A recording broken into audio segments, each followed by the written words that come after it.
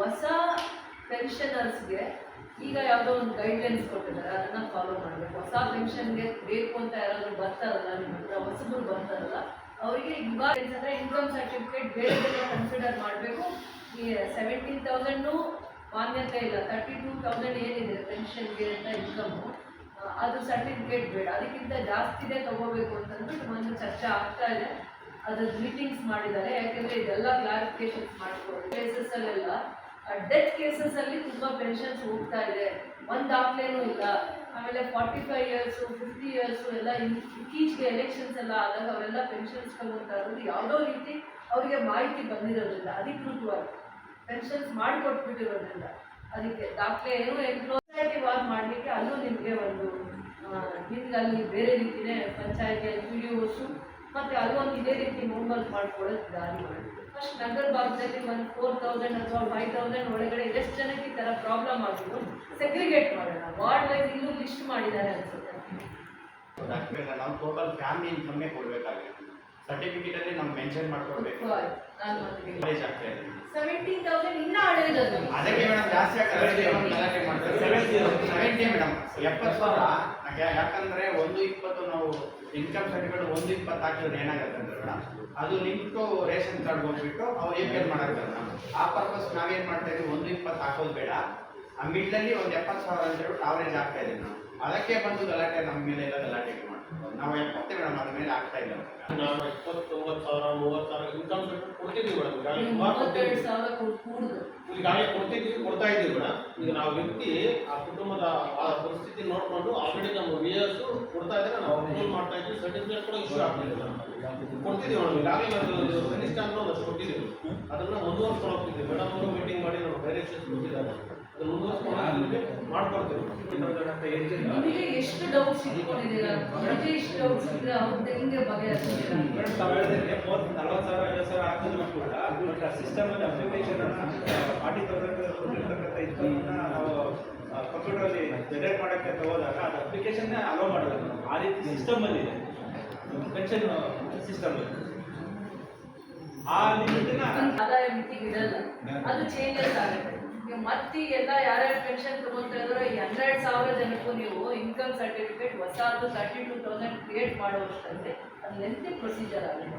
At least document ತೆಗೆದಿಟ್ಕೊಂಡಿದ್ರೆ ಅವ್ರಿಗೆ ಹೇಳ್ತಾ ಇದ್ದಾರೆ ಹಳೇದು ಎಷ್ಟು ತಿಂಗಳು ಬಾಕಿ ಇದೆ ಇವ್ರಿಗೆ ಪೆನ್ಷನ್ ತಗೊತಾ ಇದ್ರು ಅಂಥದ್ದೆಲ್ಲ ಡೀಟೇಲ್ಸ್ನ ನೀವು ಅವ್ರದ್ದು ಮತ್ತೆ ಅಪ್ಡೇಟ್ ಮಾಡಿದ್ರೆ ಅವ್ರ ಪೆನ್ಷನ್ನ ಆನ್ಲೈನಲ್ಲಿ ನಂಬ್ಕೊಂಡಿರೋ ಅಪ್ಲಿಕೇಶನ್ ಕಂಟಿನ್ಯೂ ಮಾಡಿದ್ದೀವಿ ನಾವು. ಇವಾಗ ನನ್ನ ಎಕ್ಸಾಂಪಲ್ ಒಂದು 368 ಪೆನ್ಷನ್ಸ್ ಡೌಟ್ಫುಲ್ ಬಂದಿತ್ತು ನಾನು. ಅದರಲ್ಲಿ 177 ವಿಲೇಜ್ಗೆ ಹೋಗಿ ಪರ್ಸನ್ ನೋಡಿ ಇವರು ಎಲಿಜಿಬಲ್ ಇದ್ದಾರೆ ಅಂತ ಹೇಳಿ ಕ್ಯಾಸ್ಟ್ ಇನ್ಕಮ್ ಸರ್ಟಿಫಿಕೇಟ್ ನಂಬರ್ ಹಾಕ್ತಿದ್ದಾರೆ, ಎಲಿಜಿಬಲ್ ಇದ್ದಾರೆ ಅಂತ ಕಂಟಿನ್ಯೂ ಮಾಡಿದ್ವಿ ನಾವು. ಅವಾಗೆ ಏನು ಈ 4 months ಏನು ಸ್ಟಾಪ್ ಆಗಿದ್ದೋ ಪೇಮೆಂಟ್ ಬರ್ತಾ ಇದೆ ನಾವು.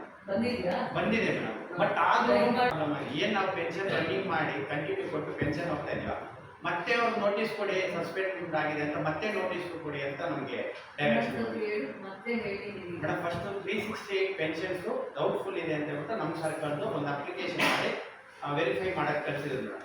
ನಾವು ಪ್ರತಿ ಮನೆಗೂ ಹೋಗಿ ಆ ಪರ್ಸನ್ ನೋಡಿಬಿಟ್ಟು ಪರ್ಸನ್ ಇದಾನ ಇಲ್ಲ ಅಂತ ಟೋಟಲ್ ಎಲ್ಲ ಮಾಡಿದಾಗ ಅಂಡರ್ ಏಜ್ ಇರೋದನ್ನ ಅಂಡರ್ ಏಜ್ ಇದೆ ಅಂತ ಅಲ್ಲೇ ಕ್ಲೋಸ್ ಮಾಡಿದ್ದೀವಿ ಮೇಡಮ್. ಆ ರೀತಿ ಮಾಡಿದಾಗ 177 ನಾವು ಕಂಟಿನ್ಯೂ ಮಾಡಿದ್ವಿ ನಮ್ಮ ಅಪ್ಲಿಕೇಶನ್ ಕಂಟಿನ್ಯೂ ಮಾಡಿದ್ವಿ. ಮತ್ತೆ 184 ನಾವೇ ಕ್ಯಾನ್ಸಲ್ ಮಾಡಿದ್ವಿ, ಎಲಿಜಿಬಲ್ ಅಲ್ಲ ಅಂತ ನಾವು ಕ್ಯಾನ್ಸಲ್ ಮಾಡಿದ್ವಿ. ನಾವು ಹೇಳ್ತಿಲ್ಲ ಮೇಡಮ್ 861 ಅದೇ ಕೇಸ್. ಅದರಲ್ಲಿ 177 ಅವ್ರ ಪೇಮೆಂಟ್ ಕೂಡ ಬಂದಿದೆ ಅಂತ ನಮ್ಗೆ ಹೇಳಿದ್ದಾರೆ ಮೇಡಮ್, ಬಂದಿದೆ ಅಂತ. ಬಟ್ ಆ ಪೇಮೆಂಟ್ ಬಂದಿದ್ರು ಈಗ ಮತ್ತೆ ನಮ್ಮ ಡಿಪಾರ್ಟ್ಮೆಂಟ್ ಕಡೆಯಿಂದ ಮತ್ತೆ ಅವ್ರು ನೋಟಿಸ್ ಕೊಡಿ ಅವ್ರಿಗೆ ಎಲಿಜಿಬಲ್ ಆಗಲ್ಲ ಅಂತ ಮತ್ತೆ ನೋಟಿಸ್ ಕೊಡಿ ಅಂತ ನಮ್ಮ ಡೈರೆಕ್ಷನ್. ಇವಾಗ ಅದೇ ಮತ್ತೆ ನಾನು ನೋಟಿಸ್ ಕೊಟ್ಟಿದ್ದೀನಿ ಮೇಡಮ್, ಮತ್ತೆ ಡಾಕ್ಯುಮೆಂಟ್ಸ್ ಕೊಡಿ ಅಂತ. ಇದು ನಮಗೆ ಸ್ವಲ್ಪ ಕನ್ಫ್ಯೂಷನ್, ನಾವೇನು ಮಾಡೋಕ್ಕಾಗ್ತಾ ಇಲ್ಲ ಮೇಡಮ್. ನಾವೇ ರನ್ನಿಂಗ್ ಮಾಡಿದ್ವಿ, ಪೇಮೆಂಟು ಬರ್ತಾ ಇದೆ, ಅವ್ರು ಡಾಕ್ಯುಮೆಂಟ್ ಸರ್ ನಮ್ಗೆ ಪೆನ್ಷನ್ ಬರ್ತಾ ಇದೆ, ನಾವು ಯಾಕೆ ಡಾಕ್ಯುಮೆಂಟ್ ಕೊಡಬೇಕು ಅಂತ ಅವ್ರು ಮನೆಗಳಲ್ಲೇ ಇದ್ದಾರೆ. ಬಟ್ ನೋಟಿಸ್ ಕೊಡಿ ಅಂತ ಮತ್ತೆ ಆ ನೋಟಿಸ್ ಪಟ್ಟಿಲ್ಲ ಅವ್ರ ಹೆಸರು ಬರ್ತಾರೆ. ಸರ್ಟಿಫಿಕೇಟು ಜೊತೆ ವಿಡೋ ಪೆನ್ಷನ್ ಆದರೆ ಡೆತ್ ಸರ್ಟಿಫಿಕೇಟು, ಫಿಸಿಕಲ್ ಪೆನ್ಷನ್ ಆದರೆ ಕಂಪಲ್ಸರಿ UDID ಕಾರ್ಡ್ ಬೇಕು. ಇಷ್ಟು ಬರೀ UDID ಕಾರ್ಡ್ ಅಂತ ತಗೊಳ್ಳಿ. ಸ್ಪೆಷಲಿ ಏಬಲ್ಡ್ ಯಾರ ಪೆನ್ಷನ್ ನಿಂತಿದೆ ಆ ಕಾರ್ಡ್ ಇದೆಯಲ್ಲ UDID ಕಾರ್ಡ್, ಅವ್ರಿಗೊಂದು ಕಾರ್ಡ್ ಕೊಟ್ಟಿರ್ತಾರಲ್ಲ 50%, 60, 70 ಆ ಥರ, ಅದನ್ನು ಕನ್ಸಿಡರ್ ಮಾಡಿ. ಅದು ಒಂದಿದ್ರೆ ಸಾಕು ಅಂದಿದ್ದಾರೆ.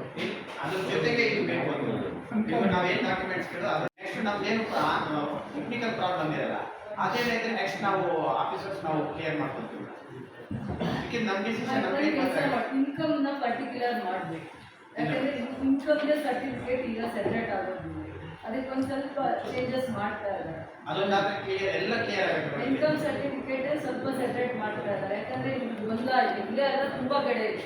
32 ಈಗ ತಗೊಂಡ್ ಬನ್ನಿ ಅಂತಂದ್ರೆ ಕಷ್ಟ ಆಗ್ತಾ ಇದೆ ಎಲ್ಲರಿಗೂ ತಗೊಂಡ್ಬರೋದಕ್ಕೆ. ಹಿಂದೆ ಎಲ್ಲ ಪೆನ್ಷನ್ ತಗೊಂಡಾಗ 50,000 ಎಬೋವ್ 50,000 ಯಾವ್ದೋ ತಗೊಂಡಿದ್ದಾರೆ, ಅವ್ರಿಗೆ ಅನುಕೂಲ ಆಗೋ ಥರ ತಗೊಂಡ್ಬಿಟ್ಟಿದ್ದಾರೆ. ಅದಕ್ಕೆ ಪರ್ಟಿಕ್ಯುಲರ್ ಆಗಿ ಏನು ಕೊಟ್ಟರು ತಗೊಂಡಿರಿ, ದಾಖಲೆ ತಗೊಂಡಿದ್ದಾರೆ. ನಾವೆಲ್ಲ ಡಿಸ್ಕಷನ್ ಇಲ್ಲಿ ಏನಾಗಿದೆ ಅಂದ್ರೆ ಹಿಂದೆ ಕೂಡ ಆಯ್ತು, ನೀವಿದ್ರಲ್ಲ ಅವತ್ತು ನಾನು ಕೆಡಿಪಿ ಮೀಟಿಂಗ್ ಅಲ್ಲಿ ನಾನು ಮನೋಜ್ ಕುಮಾರ್ ಸರ್ ನಾನು ಮಾತಾಡೋದು ನೀವಿದ್ರಲ್ಲ, ಅವರೇ ಹೇಳಿದ್ರಲ್ಲ ಖಂಡಿತ ಕ್ಲಾರಿಫೈ ಬರೀ ಒಂದು ಇದಕ್ಕೋಸ್ಕರ ವೆರಿಫಿಕೇಶನ್ಗೋಸ್ಕರನೇ ನಾವು ಇದನ್ನ ಹೋಲ್ಡ್ ಮಾಡಿದ್ದೀವಿ. Then we will release it ಅಂತ ಹೇಳಿ 2 ಮಂತ್ಸ್ ಆಗಿ 3 ಮಂತ್ಸ್ ಆಗಿ ರಿಲೀಸ್ ಮಾಡ್ತೀವಿ ಅಂತ ಹೇಳಿದ್ರಲ್ಲ. ಹೌದು ಮೇಡಮ್ ಹೇಳಿದ್ರು, ಬಟ್ ಆದ್ರೆ ಇಲ್ಲಿ ಸಾಫ್ಟ್ವೇರ್ ಆ ರೀತಿ ಮಾಡಿರೋದ್ರಿಂದ ಮೇಡಮ್ ಬದಲಾಗಿರೋದು. ಈಗ ಏನು ಪೆನ್ಷನ್ ಕೊಡ್ತಾ ಇದ್ರು ಅವತ್ತಿನೂ ಕೂಡ 32,000 ಬಿಲೋ ಇದೆ ಅಂತಾನೆ ನಾವು ಅವ್ರಿಗೆ ಪೆನ್ಷನ್ ಸ್ಯಾಂಕ್ಷನ್ ಕೂಡ ಮಾಡಿರೋದು. ಆದರೆ ಸಾಫ್ಟ್ವೇರ್ ಅಲ್ಲಿ ಅದನ್ನ ಇಂಪ್ಲಿಮೆಂಟ್ ಮಾಡಿರಲಿಲ್ಲ, ಈಗ ಇಂಪ್ಲಿಮೆಂಟ್ ಮಾಡಿದ್ದಾರೆ. ಆ ಕಾರಣಕ್ಕೆ ಮಾಡಿರೋದಂದ್ರೆ 2001 ಅಲ್ಲಿ ಇನ್ಕಮ್ ಸರ್ಟಿಫಿಕೇಟ್, ಆದರೆ 2021 ಇಂದ ಇವಾಗವರೆಗೂ ಅದನ್ನ ಇಂಪ್ಲಿಮೆಂಟ್ ಮಾಡಲ್ಲ, ಯಾಕಂದ್ರೆ ಕೋವಿಡ್ ಟೈಮ್ ಬರುತ್ತೆ, ಇನ್ನೊಂದು ಮತ್ತೊಂದು ಅಂದ್ಬಿಟ್ಟು ಆ ಸರ್ಕ್ಯುಲರ್ನ ಆನ್ಲೈನಲ್ಲಿ ಇದನ್ನೇ ಫಾಲೋ ಮಾಡಿ ರೆವಿನ್ಯೂ ಮಾಡಲ್ಲ. ಸಾಫ್ಟ್ವೇರ್